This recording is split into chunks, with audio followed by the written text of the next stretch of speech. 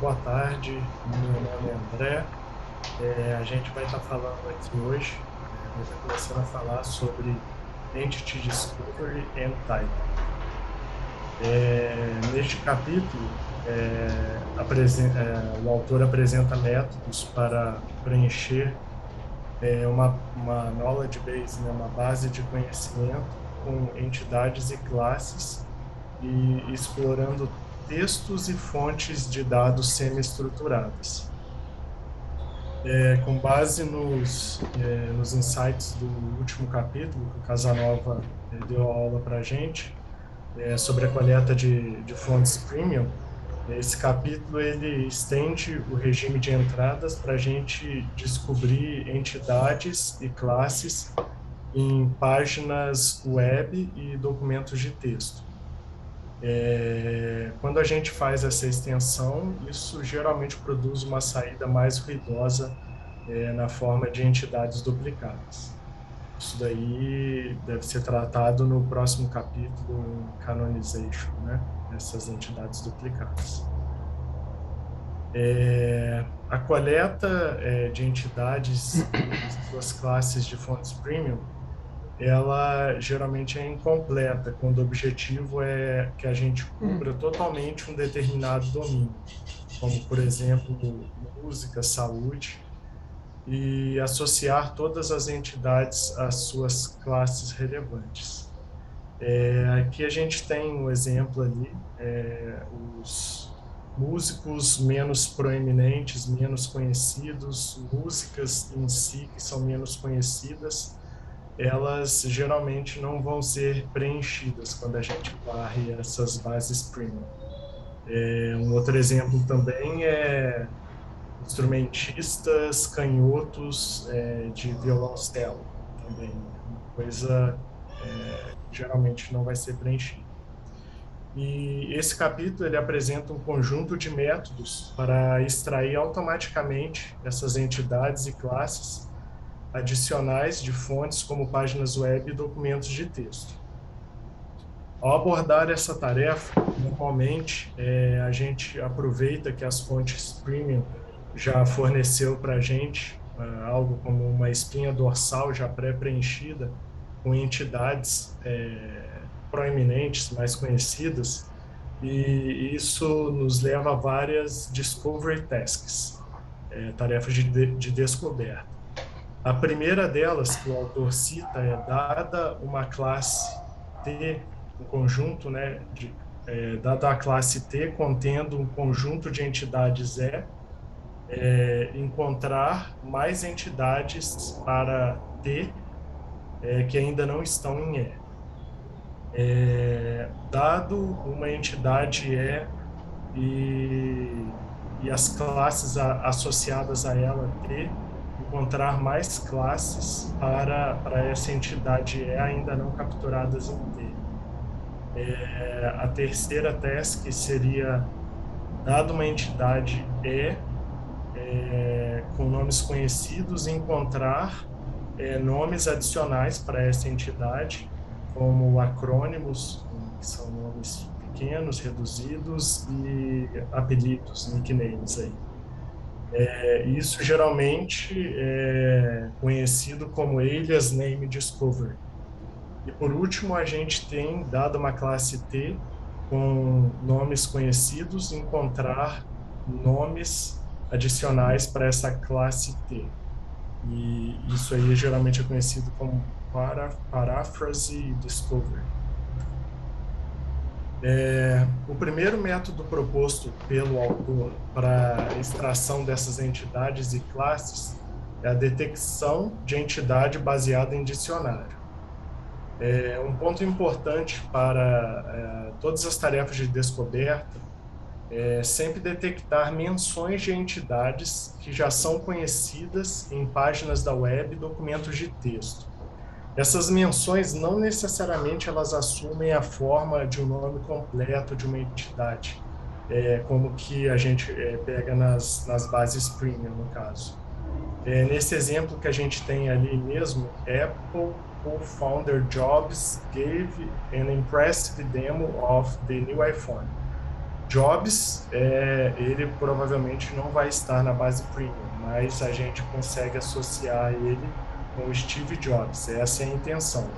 Nessa frase, pegar Jobs e associar ele com Steve Jobs, e Apple, associar ela com a empresa Apple Inc., por exemplo. Essencialmente, essa é uma tarefa de correspondência de strings, onde nós comparamos nomes conhecidos de entidade que já estão no Knowledge Base com essas entradas textuais. E o principal recurso proposto aqui é ter um dicionário rico de aliases de nomes de entidades do Knowledge Base.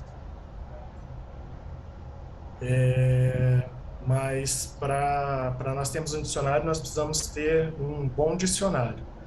E o autor propõe que um bom dicionário ele deve ter abreviações, como, por exemplo, ali, Apple, de Apple Inc., acrônimos de Microsoft, que seria apenas um exemplo aí, o MS.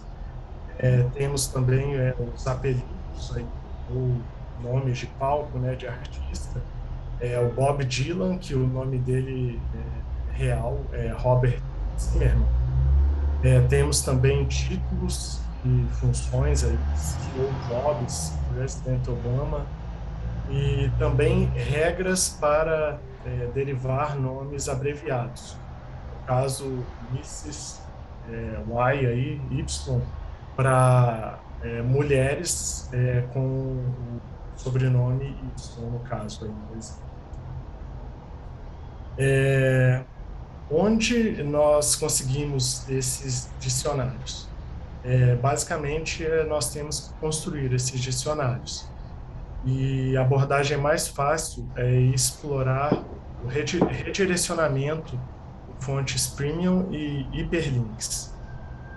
Então, o autor propõe sempre que uma página com o nome X for redirecionada para uma página oficial com o nome Y, e sempre que um hiperlink com o texto âncora X apontar para uma página Y, podemos considerar X um nome alternativo para essa entidade Y. Aqui a gente tem um exemplo, como, por exemplo, uma página com o título Elvis, que redireciona para o artigo propriamente dito do Elvis Presley. Com essa descoberta de entidades por dicionário, Elvis passaria a ser um alias para Elvis Presley, no caso. Existe também alguns problemas, como são os casos de ambiguidade, né? Não sei nem se existe a palavra em português, desambiguação, mas a página do Robert Zimmerman na Wikipedia, ela lista 11 pessoas diferentes, e dentro dessas pessoas tem os links, e um desses links é o link que linka com Bob Dylan. Isso não resolveria totalmente o caso da ambiguidade, mas adicionaria um novo alias para o Bob Dylan, que no caso seria Robert Zimmerman. Uma questão análoga que surge também para os nomes de classes, né? Aqui, segundo o autor, os redirecionamentos e os anchor texts lá também são úteis, contudo, os seus resultados são esparsos. Uma saída para isso, segundo ele, é utilizar o dicionário de sinônimos, o WordNet, e o léxico, o Wikcionário, que eles contêm sinônimos para muitos sentidos de palavras. E aí, desta forma, pode servir para preencher um dicionário de classes sinônimas. Um exemplo poderia ser vocalistas e cantores, que seriam sinônimos um do outro. Uma classe vocalista que teria um alias cantores. Por último, as heurísticas apresentadas até agora com o objetivo de detectar essas entidades baseadas em dicionário, nós podemos condensar em um princípio mais geral, que é o princípio que o autor diz da forte concorrência. primeiro contexto, aqui ele diz assim, se uma entidade da classe de nome X ocorre com o nome Y no contexto Z, que ele vai definir abaixo esses vários contextos, um alias, um nome, um apelido para X pode ser definido. Então, Y vai ser um apelido para X, no caso. O primeiro contexto que ele propõe é onde Z é um hiperlink. Nesse caso, X é o link alvo e Y é o texto âncora. Nesse caso, Y vai ser considerado um alias de X. No segundo contexto, Z é ele diz uma formulação específica em uma frase. Quando a gente tem o também conhecido como, nascido como, abreviado como. Um exemplo disso poderia ser uma frase onde teria Robert Zimmerman, também conhecido como Bob Dylan. Dessa forma, com expressões regulares, conseguiria pegar Robert Zimmerman e colocar ele como alias Bob Dylan.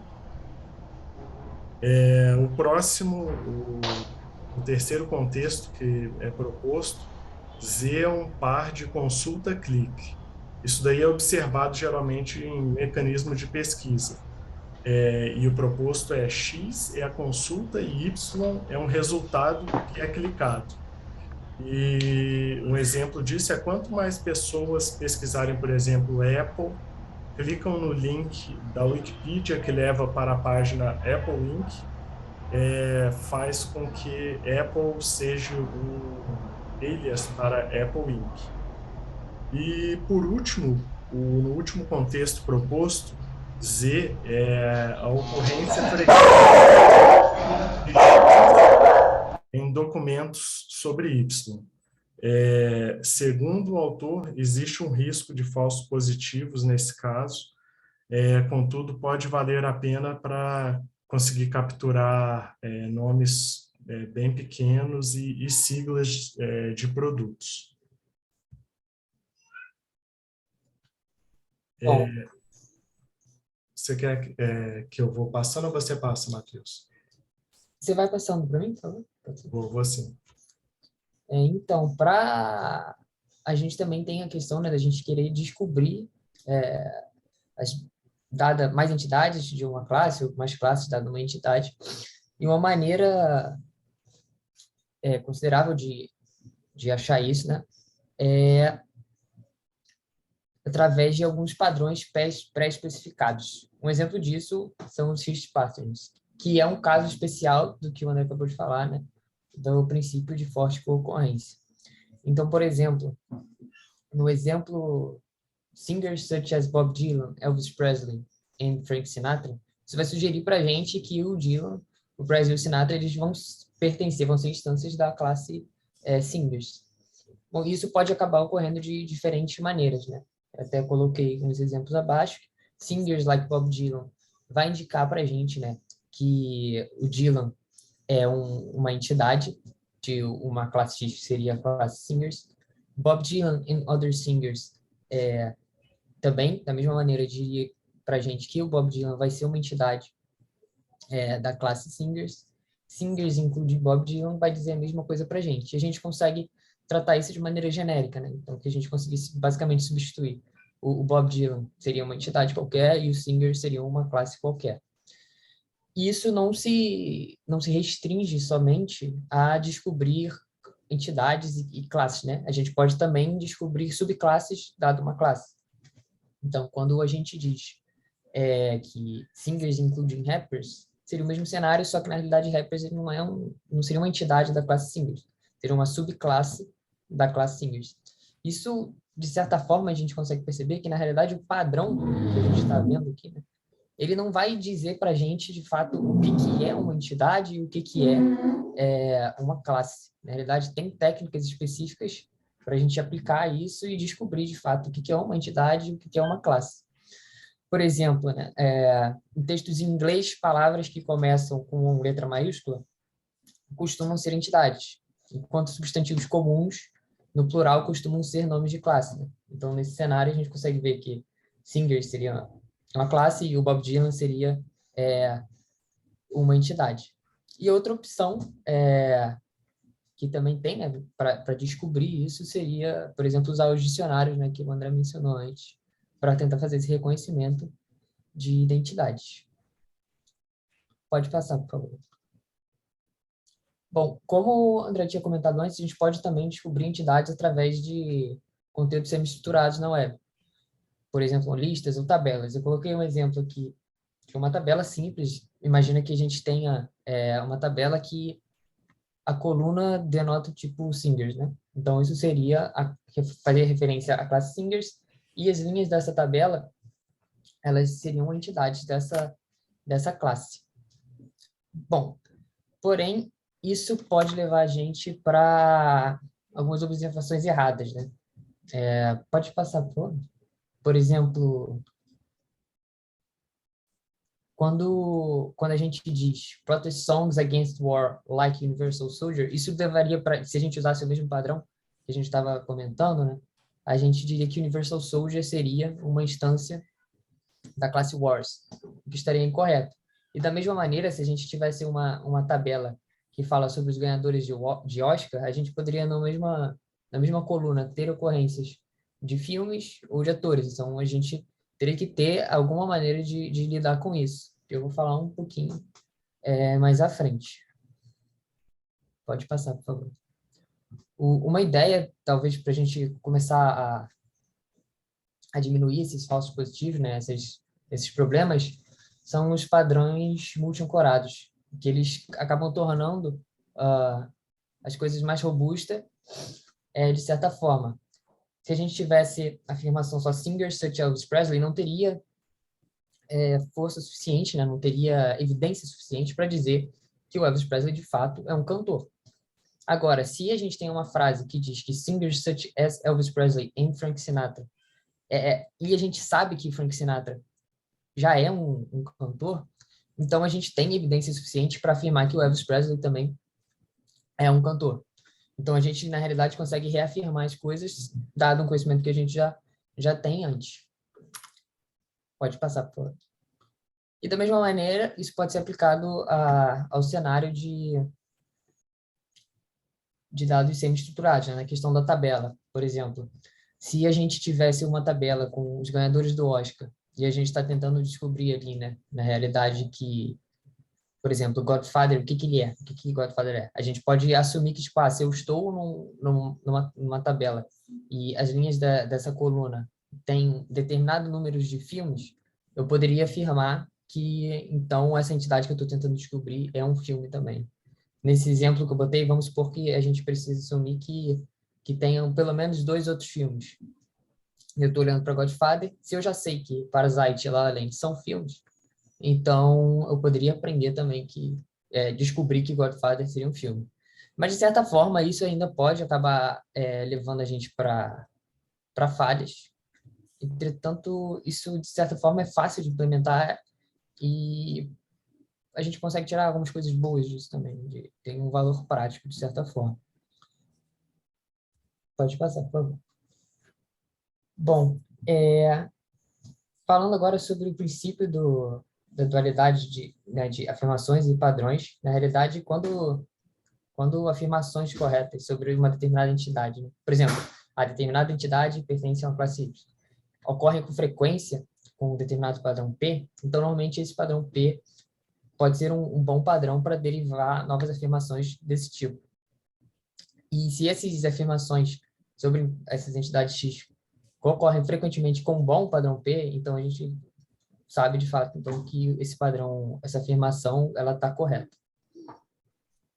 Então isso é importante para as definições seguintes que a gente acaba, onde a gente vai conseguir chegar. Pode passar, por favor. Bom, então com isso a gente, na realidade, a ideia que a gente vai ter aqui é de conseguir gerar, aprender padrões automaticamente, usando padrões iniciais. Por exemplo, eu posso ter um conjunto de padrões iniciais, de patterns que a gente sabe que está certo, né? Que tem uma determinada frequência. Por exemplo, uma frase tipo Great Voicing para entidade tipo Singers, ela pode ser adicionada ao conjunto de padrões indicativos para descobrir mais cantores. Bom, mas com isso a gente vai conseguir, né, montar esse algoritmo, dado que a gente tem alguns padrões iniciais que o autor acaba chamando de seed, e iterar em cima de padrões que vão ser derivados dos textos, das afirmações, para encontrar novos padrões e novas entidades. Pode passar, por favor? Eu coloquei o algoritmo aqui, né, da maneira como o autor traz para a gente, em que a gente inicializa com esses seed statements, e também pode ter esses padrões pré-especificados, por exemplo, como o Rich Pattern, e a gente começa a iterar descobrindo padrões, procurando menções de uma identidade X na web e identificando concorrência dessas frases. E a gente pega essas frases e começa a generalizar elas com um placeholder, né?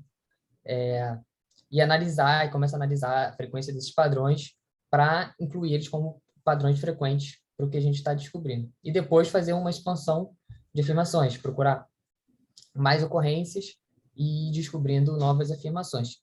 No slide seguinte vai ter um exemplo, vai ficar, acho que, bem mais fácil de entender do que olhar do código, né? Por exemplo, se a gente sabe que o Elvis Presley é um cantor, a gente consegue derivar um padrão singers like X, porque a gente sabia que Elvis Presley era um cantor.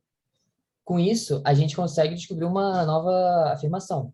A gente descobriu ali que singers like Nina Simone vai tirar para a gente disso que, na realidade, Nina Simone é uma cantora também.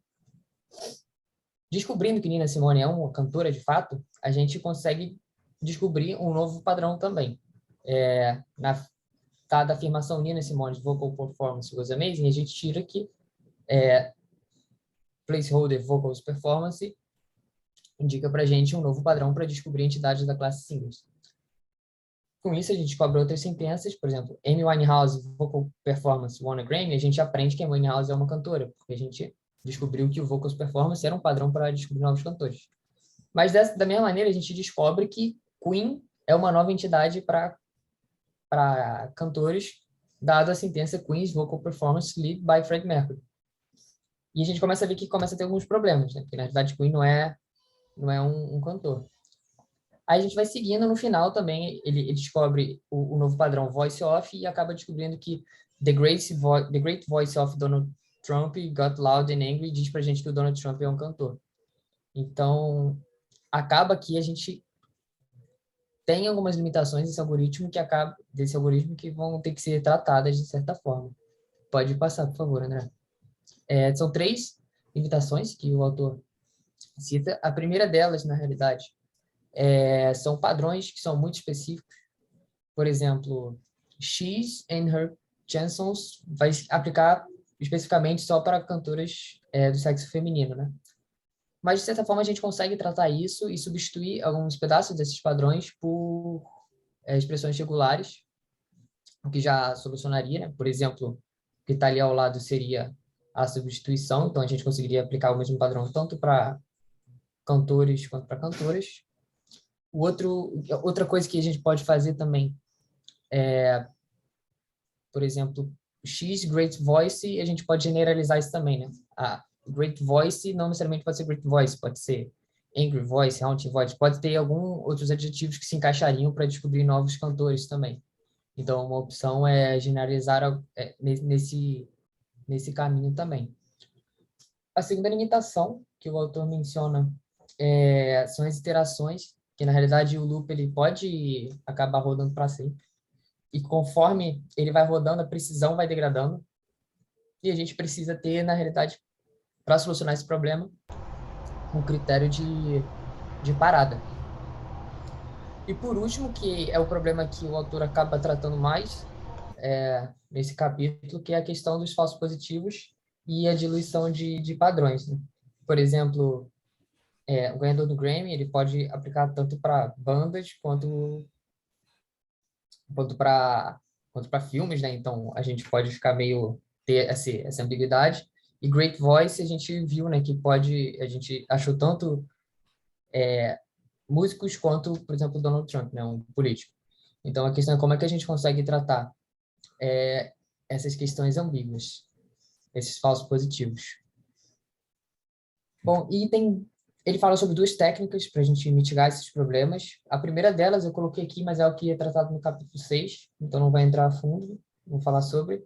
E o que ele acaba tratando mais, na realidade, é a gente fazer uma medida estatística dos padrões para ver a qualidade das afirmações a partir das iterações. E com esses resultados, a gente consegue remover alguns candidatos que acabam sendo duvidosos. Bom, primeiro, ele mencionou 3 medidas estatísticas: a confiança, a diversidade e suporte. Eu não coloquei o suporte para não ficar muito maçante, que acho que essa parte acaba sendo um pouco a parte um pouco mais confusa, né, de entender. Eu acabei colocando só a confiança e a diversidade, mas enfim. A confiança num padrão P em relação aos seed statements é zero, vai ser a razão da frequência que P ocorre com as entidades seeds também, sobre a frequência de qualquer entidade. Basicamente, se um padrão P ele acontece muito com qualquer tipo de entidade que não esteja dentro das seeds, significa que a confiança dele é baixa, né? Na realidade, vai ser um padrão que pode acabar caindo com qualquer coisa. Agora, se a frequência dele normalmente acontece bastante com padrões que já são seeds, acaba que a confiança dele é alta. A diversidade de um padrão, na realidade, vai ser o número de entidades distintas dentro dos seed statements que esse padrão vai ocorrer. Pode ser que, por exemplo, esse padrão ele aconteça com um número de entidades, com pouca variação de entidades. Nesse caso, a diversidade desse padrão vai ser baixa. Agora, se ele acontece com vários padrões dentro dos seed statements, ele vai ter uma diversidade alta, o que pode indicar que pode ser beleza, vai ser um padrão que é mais confiável. E a gente pode usar isso também, né? A gente pode aprender também com o erro, né? A gente pode usar os seeds positivos e os negativos para olhar para a confiança de um padrão P. Então, a gente consegue ponderar também ali, considerando a frequência que um padrão ocorre, não só com as coisas positivas, mas também com as coisas com as seeds negativas também, para alterar a confiança e, na realidade, isso vai fazer com que, por exemplo, no cenário que eu comentei do exemplo, né, que a gente viu que chegamos no cenário que Donald Trump foi um cantor, ou que Queen era um cantor também. Se a gente tiver aprendido antes que, por exemplo, que Barack Obama não é um cantor, que sei lá, Beatles também não é um cantor, isso vai pesar, de certa forma, para a confiança, para a gente não chegar que Queen seja um cantor e Donald Trump seja também um novo cantor. Então, na realidade, dado algo que a gente descobriu antes, que estava errado, a gente usa isso para não descobrir mais coisas erradas, né? A gente acaba conseguindo tirar esses inputs ruidosos. Pode passar, por favor. Bom, e a ideia, né, de usar essas medidas de qualidade é restringir acima de um threshold, né? Então, a gente consegue limitar ali acima de determinado limite, que a gente só vai usar padrões que estejam com confiança acima de tal limite, diversidade acima de tal limite.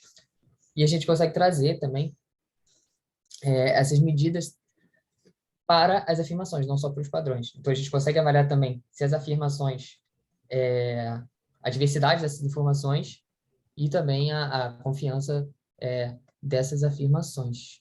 Pode passar, por favor. Bom, coloquei aqui também como ele define, né, a confiança das afirmações, em que, na realidade, ele vai analisar a frequência da concorrência com padrões bons, mas também a gente vai ponderar isso pela confiança desses padrões. Então, de certa forma, né, como ele diz ali embaixo, se a gente tiver uma confiança perfeita, né, para uma afirmação X, ela só vai acontecer se estiver sempre acontecendo só com padrões bons e todos esses padrões tiverem uma confiança perfeita também de um. Então, mesmo que a gente veja a ocorrência dessa afirmação com vários padrões bons, se a confiança desses padrões bons não seja perfeita, né, perto de um, essa statement também não vai ter uma confiança perfeita. Acaba que eles estão muito correlacionados. Um leva ao outro. E, por final, a gente consegue trazer essas mudanças, né, para o algoritmo que a gente tinha comentado no início, em que, conforme a gente vai iterando, a gente só vai inserir, por exemplo, ali na parte de pattern discovery, a gente só vai inserir os patterns que estão dentro dos thresholds especificados, e também na hora da gente fazer a expansão dos statements, a gente só vai considerar os statements que estejam dentro dos padrões esperados também, como foram definidos. Obrigado. Se o André quiser completar com alguma coisa também, pode ficar à vontade.